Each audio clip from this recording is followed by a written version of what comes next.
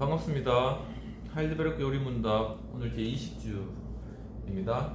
들어가기 앞서가지고 찬양하고 시작하도록 하겠습니다.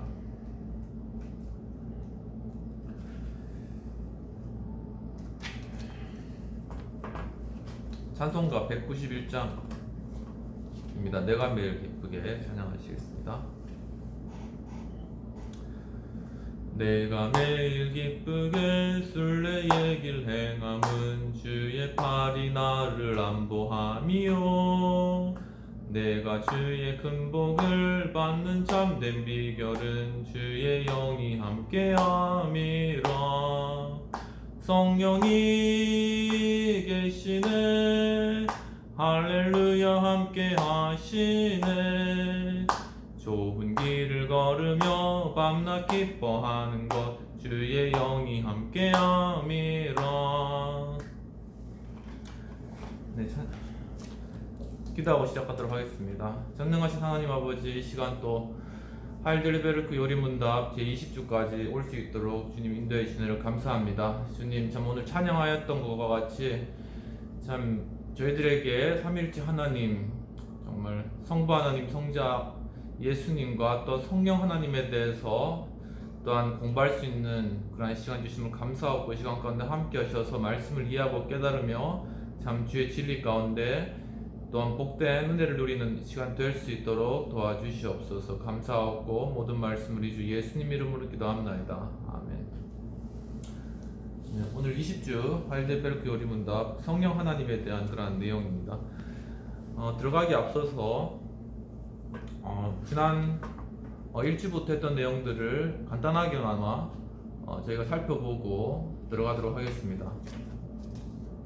오늘 또 성령에 관해서 함께 공부하는 시간인데, 찬양도 우리 성령 하나님에 대한 찬양을 하게 되어서 이게 하나님의 다 뜻이 있으신 것이 아닌가 하는 그런 생각을 하게 되었습니다. 하이델베르크 요리문답은 하이델베르크 요리문답의 중요한 그러한 주제, 그러니까 전체의 그러한 질문 129개의 그러한 질문을 아우르고 통과하는 그러한 질문이 제 첫 번째 질문이라고 할 수 있겠습니다. 제 첫 번째 질문은 생사간에 있어서 당신의 유일한 위로가 무엇입니까? 라는 그러한 질문이 되겠습니다. 거기에 대한 대답으로 내 영혼과 육체는 생사간에 있어서 나의 것이 아니라 그리스도의 피의 대가로 모든 죄를 대신하여 완전히 속량하여 주셨으며 모든 악한 권세에서 구원하여 주신 신실한 구주 예수 그리스도의 것입니다. 그는 하늘에 계신 아버지의 뜻이 아니면 머릿돌 하나라도 떨어지게 할 수 없고, 또한 나에게 모든 것이 합력하여 선이 될 수밖에 없도록 보호하십니다. 그러므로 그는 성령을 통하여 나에게 영생을 보증하시며 그 이후로 온 마음을 다하여 기쁨으로 그를 위해 살도록 준비시켜 주시는 분이십니다. 라는 것이 제 1문에 대한 답이 되겠습니다. 요약하자면 곧 예수 그리스도가 우리의 유일한 위로가 되신다 라는 것에 대해서 대답을 하고 있는 것입니다. 그리고 또한 제 2문으로 넘어가서 당신은 이런 위로 가운데 살고 죽을 수 있기에 몇 가지를 알아야 합니까? 거기에 대한 대답으로 첫 번째는 죄와 비참이 얼마나 큰지를 알아야 하고, 두 번째는 이런 나의 죄와 비참에서 어떻게 구원받을 수 있는가 알아야 하고, 세 번째는 구원의 은혜를 베푸신 주님 하나님께 어떻게 감사해야 할지를 아는 것입니다. 그래서 세 가지라는 대답을 하게 되는 것입니다. 그리고 제 3문으로 들어가면서부터 인간이 비참함에 대해서 다루고 있는데, 제 3문은 당신은 어디서 죄로 인한 비참함을 알 수 있습니까? 죄에 대한 문제를 먼저 다루고 있죠. 거기에 대한 대답으로 하나님의 말씀인 율법에서입니다 라고 대답하고 있습니다. 제 4문은 하나님의 율법이 우리에게 요구하는 것은 무엇입니까? 라는 그러한 질문에 대해서 그에 대한 대답은 내 마음을 다하고 목숨을 다하고 뜻을 다하여 주 너의 하나님을 사랑하라 하셨으니 이것이 크고 첫째 되는 계명이요 둘째는 그와 같으니 내 이웃을 내 몸과 같이 사랑하라 하셨으니 이 두 계명이 율법과 선지자의 대강령이니라고 말씀하셔서 이웃을 사랑하고 하나님을 사랑하는 그러한 것을 지키지 못한 우리 인간이 비참한 상태라고 하는 것을 설명하고 있는 것입니다. 제5문에서는 당신은 이 모든 것 율법을 완전하게 지킬 수 있습니까? 라는 질문에 대해서 지킬 수 없습니다. 왜냐하면 나는 본성적으로 하나님과 이웃을 미워하는 악한 경향에 빠져있기 때문입니다. 라는 것에 대한 대답이 되겠습니다. 제6문으로 넘어와서는 그러면 하나님 인간을 그렇게 악하고 폐역한 존재로 창조하셨습니까? 라는 것이 되겠습니다. 지금 5문까지는 3문과 4문, 5문까지는 인간의 상태에 대해서 다루었습니다. 인간이 아주 비참하고 죄를 지을 수밖에 없고 하나님의 율법에서 아주 멀리 떨어진, 사랑이 결핍되었고 사랑을 실천할 수도 없는 비참한 그러한 존재이다. 그럼 그것과 대비되어서 그렇다면 하나님은 어떤 분이시냐? 인간을 하나님이 창조하셨다면 하나님 역시도 그러한 인간이 비참함에 대한 책임이 있으신 것이 아니냐 하면서 우리 인간이 그러한 상태에 대한 책임을 하나님께 돌리려고 하는 그러한 시도들에 대해서 마땅한 거기에 대한 대답을 하이델베르크 요리문답에서 제6문부터 제시하고 있는 것입니다. 제6문은 그러면 하나님이 인간을 그렇게 악하고 폐역한 존재로 창조하셨습니까? 라는 것에 대한 대답으로 아닙니다. 하나님은 인간을 선하게 그 형상을 따라 창조하셨습니다. 즉 인간은 창조자 하나님을 바르게 알고 마음으로 사랑하며 그와 함께 영원한 축복 속에서 그를 찬양하고 찬미하도록 진정한 의와 거룩 가운데서 창조되었습니다. 라는 것에 대한 대답이 되겠습니다. 제7문은 그러면 현재와 같은 종류의 타락은 어디에서 왔습니까? 즉 타락의 그러한 원인에 대해서 다루고 있는 것이죠. 인간이 첫 조상 아담과 하와가 낙원 에덴 동산에서 타락하고 불순종한 데서 왔으며 그때 인간 본성은 모두가 죄 가운데 잉태되고 태어나도록 허물로 오염되었습니다. 라는 것에 대한 대답이 되겠습니다. 낙원이라는 것은 영어로는 패러다이스 그렇게 하죠. 그래서 예전에 어떤 드라마에서도 패러다이스에 대한 그런 내용이 이제 천국의 계단이라는 것도 있고 천국에 대한 그런 패러다이스에 대한 그러한 주제를 많이 다루고 있는 것 같습니다. 그런데 바로 이 에덴 동산 하나님께서 창조하신 바로 그런 것이 낙원이다. 그렇게 성경은 이제 이야기하고 있는데 인간이 그 낙원에서 쫓겨난 것은 바로 인간이 죄악 그리고 인간이 하나님께 대한 불순종으로 그 천국으로부터 쫓겨났다고 성경은 이야기하고 있습니다. 그렇다면 바로 거기서 쫓겨난 인간이 다시 돌아가야 할 곳은 어디일까요? 그것도 역시 바로 그 낙원 천국이라는 것입니다. 그래서 바로 인간이 타락함으로 낙원에서 에덴 동산에서 천국에서 쫓겨나왔기 때문에 이제는 우리 인간이 다시 예수 그리스도의 관계가 회복되면 다시 낙원으로, 다시 패러다이스로, 다시 천국으로 가게 되는 것입니다. 그것을 바로 십자가의 그러한 사건 가운데서 극명하게 나타나는데 예수님께서 십자가에 달려있었을 때 바로 그 우편과 좌편에 강도들이 예수님과 함께 달렸습니다. 그런데 한쪽에 있던 강도는 예수님에 대해서 저주하면서 네가 정말 하나님의 아들이면은 십자가에서 내려와 봐라 그러면서 예수님을 다른 군중들과 함께 정죄한 것이죠. 그 죄인은, 그 강도는 자기가 십자가에 달려서 죄값을 받으면서까지도 바로 자기보다 예수님을 더 죄인이라고 생각하고 있었다는 겁니다. 그것이 바로 인간의 그러한 죄악된 본성입니다. 그것이 나와는 다른 아주 그 사람은 나쁜 사람이고 난 아주 선한 사람이다 그렇게 결코 이야기할 수가 없습니다. 우리 역시 우리 안에 죄성을 가진 타락한 존재고 그 십자가 예수님 우편에 달린 예수님 좌편에 달린 강도와 똑같은 그러한 존재라는 것입니다. 그렇지만 한쪽에 달려있던 그러한 강도는 예수님께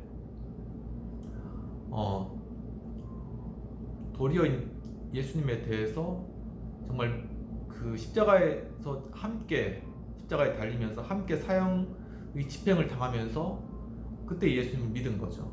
그래서 그때 예수님께 이렇게 이야기합니다. 주님 정말 당신께서 당신의 그런 왕국으로 들어갈 때 저를 기억해 주십시오. 그렇게 요청을 드립니다. 바로 예수님이 달리신 그 십자가 옆에서 그렇게 예수님께 요청을 한 것이죠. 바로 그 위치는 어떻게 보면 그 강도와 예수님은 아주 멀리 떨어져 있는 그러한 아주 선하신 분과 아주 악한 그러한 존재가 거리상으로 워낙 멀 수밖에 없는, 그럴 수밖에 없는 그러한 관계였을 것입니다. 그런데 바로 그 십자가라는 곳에서 바로 극악한 그 인간과 바로 가장 선하신 하나님이신 그리고 인간이신 예수님이 만난 것입니다. 그런 의미를 볼 때 십자가의 그런 의미가 바로 가장 분명하게 드러나는 그런 장면이 아닐까라는 생각이 듭니다. 곧 바로 이렇게 죄된 인간, 정말 죽을 수밖에 없는 인간, 그리고 사형 선고를 받고 영원한 파멸로 빠질 수밖에 없는 그런 인간이 아무 죄도 없으시고 이 세상을 창조하셨으며 온전히 순결하신 어린 양이신 하나님이신 예수 그리스도, 그분을 만날 수 있는 바로 그 장소가 바로 그 십자가였다는 것입니다. 그리고 바로 그 십자가에서 우리 인간을 만나주시기 위해서 예수 그리스도께서 친히 인간의 육체를 입으시고 이 땅에 오셨다는 그러한 사실입니다. 바로 강도가 예수님께 그렇게 이야기했을 때 예수님께서 대답하시는 것이 바로 오늘, today, 오늘 내가 나와 함께 낙원에 있으리라. 영어로는 paradise, 바로 낙원에 있으리라고 말씀하여 주십니다. 바로 그 순간 그 강도는 예수님을 믿고 의지함으로 예수님께서 죄가 없으신 분이고 하나님의 아들이시고 바로 자신의 죄를 위해서 오셨다는 사실을 믿음으로 말미암아 바로 이 세상에서는 사형원도로 집행을 받아서 목숨을 잃게 되었지만 바로 그러한 죽음은 그에게 더 이상 고통과 암흑과 파멸이 아니라 바로 영원한 그 패러다이스, 낙원에 들어가는 그러한 통로의 그러한 의미로 바뀌어졌다는 겁니다. 바로 이러한 놀라운 그러한 사실이 바로 십자가에 달린 예수 그리스도와 그 강도 사이에 나타난 것입니다. 이와 마찬가지로 우리도 역시 바로 예수 그리스도를 믿으면 우리가 곧 하나님과 예수 그리스도와 하나님이신 예수 그리스도와 함께 바로 영원한 낙원, 우리가 떠나왔던 곳, 바로 그 에덴, 그것으로 우리가 들어가게 된다는 것입니다. 바로 이러한 소망을 우리에게 주시기 위해서 예수님께서 바로 이 땅에 오신 그러한 이유인 것입니다. 그리고 좀 더 이제 종말론적인 그러한 관점에서 보면은 처음에 에덴 동산이죠. 그것이 낙원이었죠. 이 에덴 동산에서 인간은 쫓겨났습니다.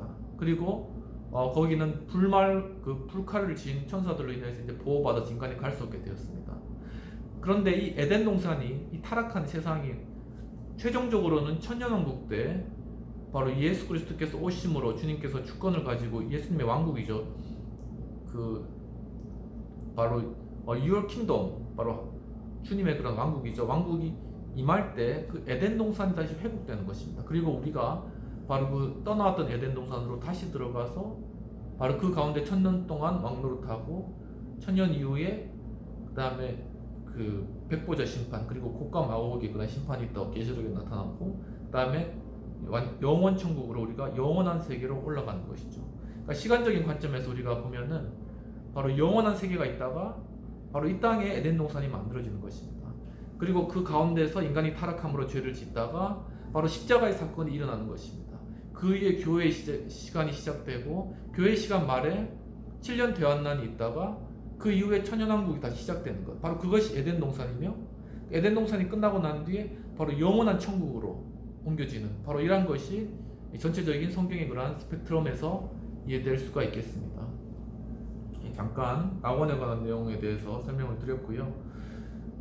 제 8문으로 그러면 넘어가서 우리는 그 어떤 선에 대해서도 전혀 무능하고 모든 악의로만 기울 정도로 부패되어 있습니까? 라는 그런 질문에 대해 그에 대한 대답이 그렇습니다. 그러나 우리에게는 하나님의 영을 통해 중생하시는 것이 있습니다. 우리가 모든 악을 범할 수밖에 없지만 성령으로 중생하실 때 성령께서 의를 행하시는 겁니다. 제 9문은 만일 인간이 할 수 없는 것을 율법으로 요구하시면 하나님이 인간에게 부당하게 하시는 것이 아닐까요? 이에 대한 대답은 아닙니다. 왜냐하면 하나님은 그것을 행할 수 있도록 인간을 창조하셨기 때문입니다. 그러나 인간은 그리고 그 모든 자손은 사탄의 유혹으로 말미암아 교만하게 불순종함으로 그런 재능을 빼앗겼습니다. 라는 것이 대답이 되겠습니다. 제10문은 하나님은 그와 같은 불순종과 타락을 벌하지 않고 내버려 두시기를 원하십니까? 결코 아닙니다. 그는 천성적으로 자의적인 죄에 대하여 무섭게 분노하십니다. 그리고 그가 이 율법의 모든 말씀을 실행치 아니하는 자는 저주를 받을 것이라 할 것이요 라고 말씀하신 것처럼 공정한 심판에서 그 죄를 일시적으로 또는 영원히 벌하시기를 원하십니다. 불순종과 타락을 결코 내버리지 않는 주님께서 직접 해결하신다는 거죠. 그렇다면 제11문, 그러면 하나님은 자비로운 분이 아니십니까? 대답은 하나님은 자비하신 분이 분명합니다. 그는 또한 의로우신 분이십니다. 그러므로 그의 의는 하나님의 지구한 위험에 대항하여 행하여진 죄라면 영혼과 육체, 영원한 형벌을 내릴 것이 분명히 요구하십니다. 자비로우신 분이지만 또 공의로우시라는 것이죠.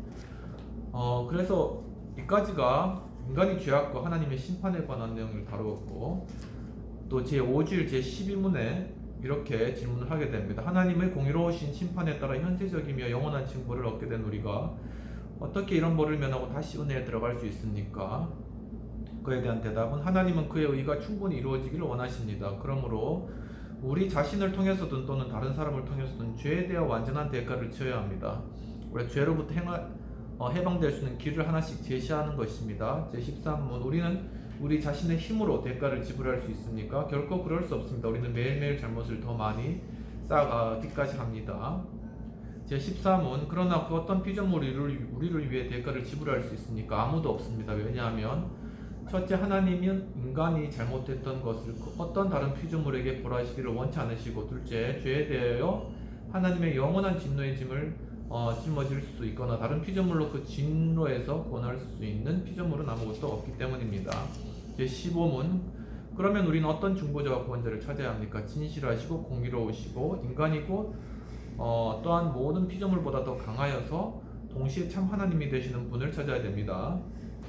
제16문, 왜 그는 진실하시며 의로운 인간이어야 합니까? 라는 질문의 대답은 하나님의 의는 죄를 지은 인간의 본성에 죄에 대한 대가를 지불해야 할 것을 요구하시나 스스로 죄인된 자는 다른 사람을 위하여 대신 지불할 수가 없습니다. 점점 바로 그러한 진실하며 의로운 인간의 필요성에 대해서 나타나고 있는 것이죠. 제17문, 그는 왜 동시에 또한 참 하나님이어야 합니까? 그의 신성의 능력으로 하나님의 진노의 짐을 그의 인성에 져서 우리를 위하여 의와 생명을 획득하여 다시 주시기 원하시기 때문입니다. 중요한 개념이죠. 바로 예수 그리스도가 왜 인간이면서 동시에 하나님이며 되는가? 왜 인간만이 되어서는 안 되는가? 라는 것의 질문입니다. 모든 인간은 죄를 범하였으며 하나님의 영광이 이루지 못한다는 것이 로마서에 나타나는, 그리고 모든 복음의 가장 핵심되는 그런 내용입니다. 그렇기 때문에 인간은 스스로의 죄를 담당할 수 없을 뿐만 아니라 다른 사람의 죄를 대신 짊어질 수도 없으면서 그것이 어떤 그렇게 한다고 해도 공의로운 것이 아닙니다. 이 세상의 법에도 이렇게 연좌제가 다 금지됐죠. 그래서 부모의 죄를 자녀가 대신 지거나 하는 일들은 결코 없고 자기의 죄는 자기가 지게 되는 것입니다. 그것이 바로 이 세상의 법이고 세상의 가치인 것입니다. 그런데 바로 그 세상의 가치와 세상의 법을 뛰어넘을 수 있는 것이 바로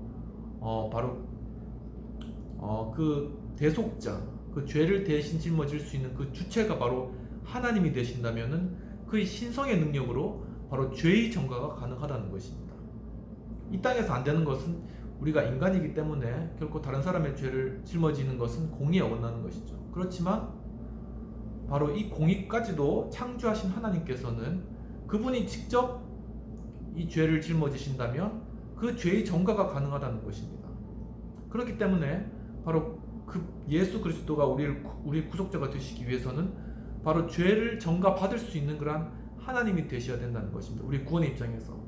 그렇기 때문에 하나님이 우리를 위해서 하나님이 바로 인간의 몸을 입고 우리에게 오셨으며, 그분은 또한 예수 그리스도는 바로 하나님이셔야 하며 또한 하나님이시기 때문에 우리의 구원자가 되실 수 있다는 그러한 의미가 되겠습니다.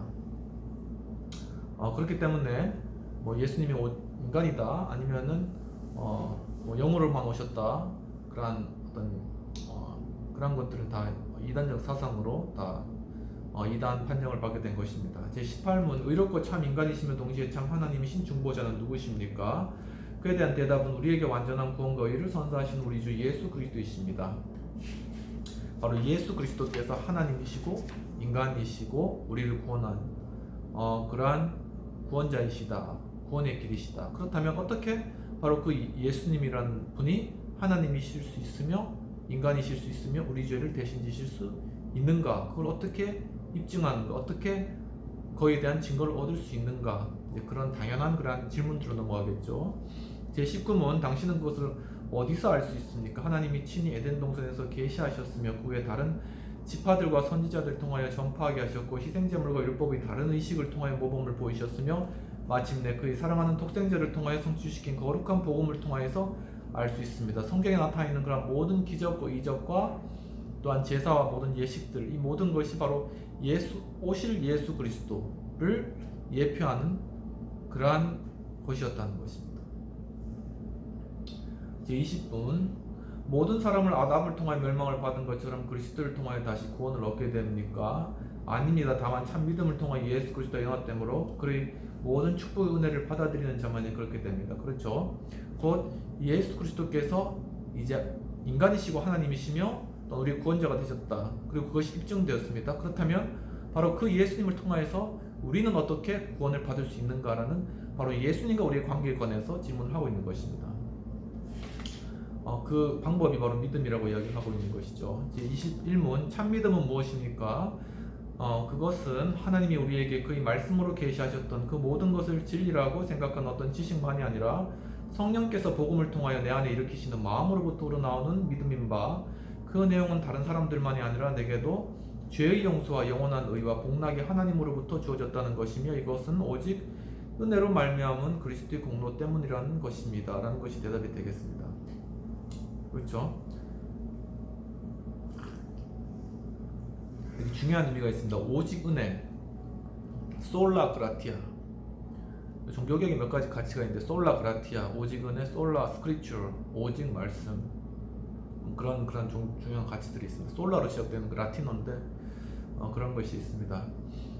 즉 바로 이 믿음이라는 것은 이제 바로 이 믿음이 바로 예수 그리스도 우리를 연결시킬 수 있는 그런 바로 통로임의 방법이라는 것이 우리가 배워졌죠. 근데 그 믿음이라는 것조차도 바로 하나님의 은혜이다. 온전한 은혜이다. 하나님께서 허락하셔야지만이 우리가 믿음을 또한 발휘할 수가 있다. 그리고 그 믿음은 또 성령을 통하여서 우리 마음 가운데 우러나오는 그러한 진실된 마음으로 가능하다라는 것이죠. 그렇게 믿어지는 것이 참 축복인 것입니다. 정말 믿고 싶어도 믿지 못하는 사람들 많이 있습니다. 도저히 믿으려고 그래도 믿음이 안 가는 거예요. 정말 제가 최근에 어떤 간증의 내용을 들었는데 어떤 굉장히 이렇게 박식하고 이제 뛰어난 그런 교수님인가 그분이 계셨답니다. 근데 이렇게 뭐 이야기를 하면서 자기는 도저히 안 믿어지겠다 하면서 눈물을 흘렸다고 합니다. 정말 믿고 싶은데 믿음이 안 생기는 거예요. 정말 그러한 답답한 그러한 마음, 정말 구원으로 가고 싶지만, 그리고 바로 영원한 생명과 예수 그리스도의 사랑 안에 참 평안을 누리고 싶은 그런 간절한 마음이 있는데도 바로 하나님께서 허락하지 않으시면 그 믿음을 가질 수가 없다는 것입니다. 그렇지만 마음을 열고 예수 그리스도를 영접하는 자에게는 바로 그런 믿음을 통하여서 구원에 이를 수 있게 된다는 것입니다. 그래서 이제 칼빈은 오직 은혜를 강조하였고, 바로 그 믿음 안에는 또한 인간의 의지와 함께 이제 필요하다. 이제 그것이 이제 감리교 웨슬리의 그러한 주장이 되는 것이죠. 그래서 바로 이 의지까지가 다 믿음의 영역에 속해가지고 그것이 오직 믿음이다. 그것이 칼빈. 그리고 바로 그렇지만은 이 믿음은 인간이 발휘할 수 있는 의지가 인간의 내재 안에 들어가 있다. 그것이 웨슬리. 이렇게 보시면 되겠는데, 이제 그런데 바로 그것을 이렇게 이분법적으로 나누지 않고 바로 이런 전체적인 바로 하나님의 은혜 안에서 인간이 발휘해야 하는 것은 바로 인간의 그런 자유의지이다. 그러니까 이렇게 복음을 듣는 순간에도 바로 이 복음에 내가 반응하고 믿겠다라는 그런 의지를 발휘하는 것은 바로 인간의 책임이다. 그런 생각이 참 많이 들고, 바로 그것이 다 하나님의 은혜 안에 있다고 이해하실 수가 있겠습니다.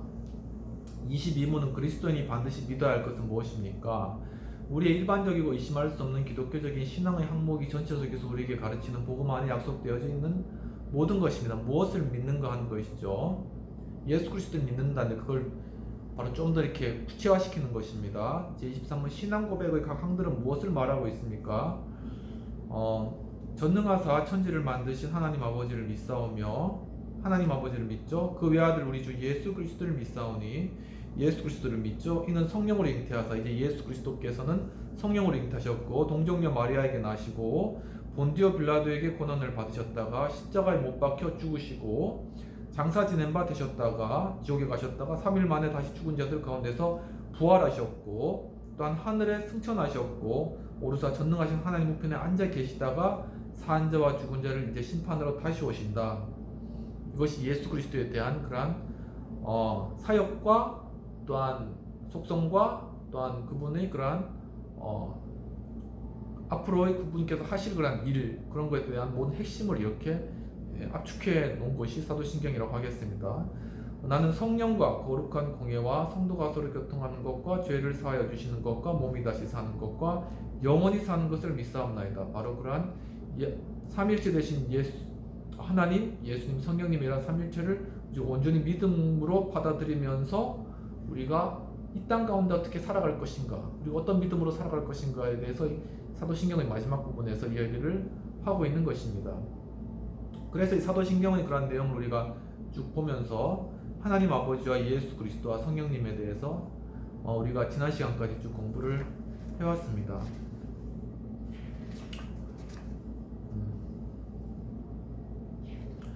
제 8주일에는 성부, 성자, 성령에 대한 고백이라고 해서 바로 이렇게 사도신경에 나타나 있는 그 믿음의 그러한 내용이죠. 거기에서 사도신경이라는 것이 어떤 것인가라는 것에 대해서 23문에서 이렇게 이러한 사도신경은 어떻게 구분됩니까? 라는 질문을 던지게 되는 것입니다. 여기에 대해서 사도신경은 세 부분으로 구분되며 첫 번째는 창조주 되신 하나님 아버지를 고백한 것이며 두 번째는 우리 구주 하나님의 아들 예수 그리스도를 고백한 것이며 세 번째는 하나님의 성령과 우리의 거룩함을 다루고 있습니다. 제25문 다만 유일한 신적인 본질이 있다면 왜 당신은 아버지, 아들 그리고 성령을 삼위적인 모습으로 부르게 됩니까? 왜냐하면 그 말씀 안에서 이러한 세 가지 인격이 유일하시고 참이시며 영원한 하나님 되심을 구별하여 계시하셨기 때문입니다. 자, 우리가 이제 예수 그리스도를 먼저 다룬 이유는 바로 예수 그리스도께서 인간이시고 바로 그 십자가에 달리신 강도와 같이 우리 인간과 바로 가장 밀접하게 되신 그러한 분이십니다. 그래서 우리가 믿음이라는 그러한 통로를 통해서 예수 그리스도를 믿게 되면 이제는 바로 예수 그리스도 그 속성 자체를 통하여서 이젠 삼위의 하나님을 발견하게 되는 것입니다. 바로 예수 그리스도가 하나님이시고 또한 바로 그분께서 하나님이란 그런 속성 자체로 연결되어서 바로 그 하나님이 또한 이 땅을 만드신 성부 하나님이시고 또한 예수 그리스도 승천 이후에 영으로서 우리와 함께 하시는 성령 하나님이시다. 이렇게 이제 하나님의 속성 자체를 우리가 넘어가게 되는 것입니다. 그래서 바로 삼위일체는 바로 예수 그리스도 통해 영접한 사람들이 그 다음 단계로 하나님을 더 알아가게 되는 그러한 단계가 된다고 볼 수 있겠습니다. 그리고 제 9주일부터는 바로 하나님 아버지에 대한 그러한 내용을 다루고 있는 것입니다. 제 26문에서는 당신이 전능하사 천지를 만드신 하나님 아버지를 믿는다고 말한다면 당신은 무엇을 믿는다는 것입니까? 그러니까 전능하사 천지를 만드신 하나님 아버지를 내가 믿사오며, 그거 사도신경의 맨 처음 내용이죠. 그래서 바로 그러한 하나님 아버지를 믿는다고 할 때 그러한 믿는다는 것이 과연 무엇인가라는 것입니다. 여기에 대한 대답으로는 천지에 있는 모든 것을 없는 것 가운데 창조하신 우리 주 예수 그리스도의 영원한 아버지는 그의 영원하신 뜻과 섭리로 천지의 모든 것을 보존하시고 다스리시며 그의 아들 그리스도로 인하여 내 하나님과 아버지 되심을 믿는다는 것입니다. 그리고 그가 내 몸과 영혼의 모든 필요와 함께 나를 돌보아 주실 것과 이 눈물의 골짜기에서 내게 주어진 모든 악을 선으로 바꾸어 주실 것을 의심치 않고 믿는다는 것입니다. 왜냐하면 그는 전능하신 하나님으로 신실한 아버지로서 그런 일을 하실 수 있으시고 또한 하기 원하시기 때문입니다 라고 하여서 정말 이제는 예수 그리스도를 통하여서 우리가 믿음으로 우리가 구원을 얻고 이제는 예수 그리스도께서 또한 하나님이 되시기 때문에 하나님의 속성에 대해서 우리가 알아갈 때 먼저는 성부 하나님에 대해서 우리가 깨달아 알게 되고, 그런데 그 성부 하나님이 바로 천지를 지으시고 이 세상 권세를 주관하고 계시며 또한 우리의 아버지 되신다는 그러한 것들을 우리가 깨닫게 되는 것입니다. 그러면은 바로 그 순간에 정말 우리에게 있는 그러한 여러 가지 문제들 그리고 여러 가지 힘든 것들 많은 그러한 상황들이 있을 것입니다. 그렇지만 그것들을 우리가 기도할 수 있는 대상이 생기는 것입니다.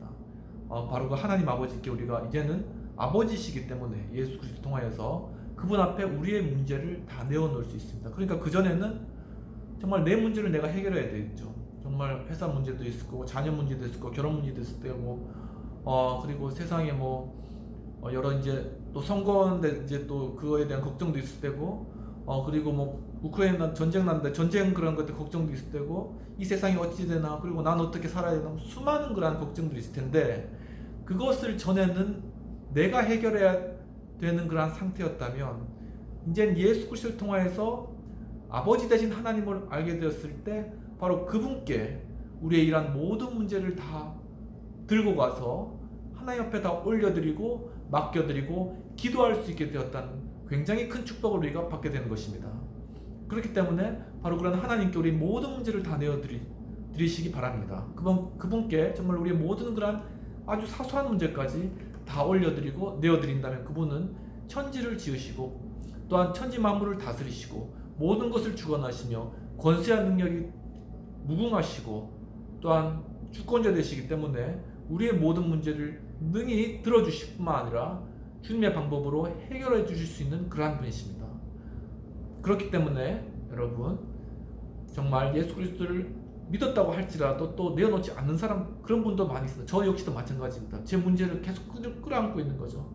이건 하나님께서 해결해 주지 못할 거야. 이건 하나님의 대상이 아니야. 이건 내가 해결해야 돼. 이 문제는 내 문제야. 끙끙 앓습니다. 그러다가 한참 있다가 내가 하나님이 있었지. 내가 기도해야 되겠다. 그 생각이 드는 것입니다. 근데 계속 그걸 훈련해야 돼요. 우리가 믿었다고 하더라도 계속 훈련하다 보면은 나중에는 어떤 문제가 생겼다 그러면은 고민하기 전에 먼저 기도합니다. 주님 이런 문제 생겼습니다. 이렇게. 그래서 이제 외국에서 오 마이 갓 있잖아요. 이게 좀 너무 이런 어떻게 보면 나쁜 표현으로도 막 쓰이는데 사실 그것이 오 하나님 그 서구 사람들에게 그게 아예 그 체득이 된 거예요. 문제가 생겼을 때 오 하나님 그 다음에 뭐겠습니까? 내 문제를 해결해 주십시오. 내 문제를 바칩니다. 하나님 선하신 대로 해 주십시오. 맡겨드리는 거예요. 그것이 이제